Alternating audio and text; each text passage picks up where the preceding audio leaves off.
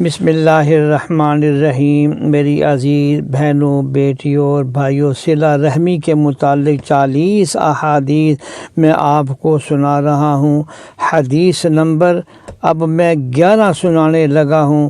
نبی کریم سرور دو عالم صلی اللہ علیہ وسلم نے فرمایا کہ مخلوق اللہ تعالیٰ کی اہل خانہ ہے، یعنی اللہ کا کنبہ ہے، اور اللہ کے ہاں سب سے پسندیدہ شخص وہ ہے جو اللہ کے عیال اور اللہ کے کنبے کو سب سے زیادہ نفع پہنچائے ہے۔ اگلی روایت نبی کریم صلی اللہ علیہ وسلم نے فرمایا کہ مسکین پر صدقہ کرنا ایک نیکی ہے، اور مسکین رشتہ دار پر صدقہ کرنا 2 نیکیاں ہیں، ایک صدقے کی اور ایک صلہ رحمی کی۔ کس قدر فضیلت بیان فرمائی جا رہی ہے عزیز و اقربا اور رشتہ داروں کے ساتھ صلہ رحمی کرنے کی۔ اگلی روایت میں ہے کہ نبی پاک صلی اللہ علیہ وسلم نے فرمایا کہ صلہ رحمی عمدہ اخلاق اور ہمسائے سے حسن سلوک کرنا گھروں کو آباد کرتے ہیں اور عمروں میں زیادتی کرتے ہیں، یعنی عمروں میں بڑی برکت ہو جاتی ہے۔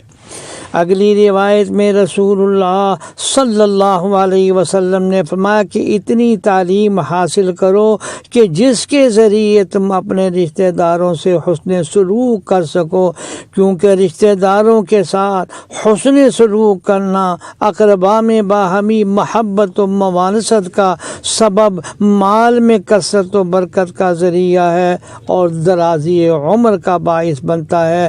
یہ حدیث نمبر میں نے 14 آپ کے سامنے پیش کی ہے۔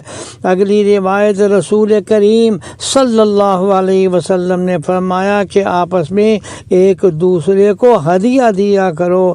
ہدیہ سینے کے کینے کو، غضب کو، غصے کو دور کر دیتا ہے، اور ہمسایہ اپنے ہمسائے کے ہدیے کو حقیر نہ جانے، خواہ بکری کا پاؤں ہی کیوں نہ ہو، یعنی معمولی بھی کوئی ہدیہ آئے تو اس کو قدر کی نگاہ سے دیکھنا چاہیے۔ اللہ جل شانہ ہمیں صحیح سمجھ عطا فرمائے، آمین یا رب۔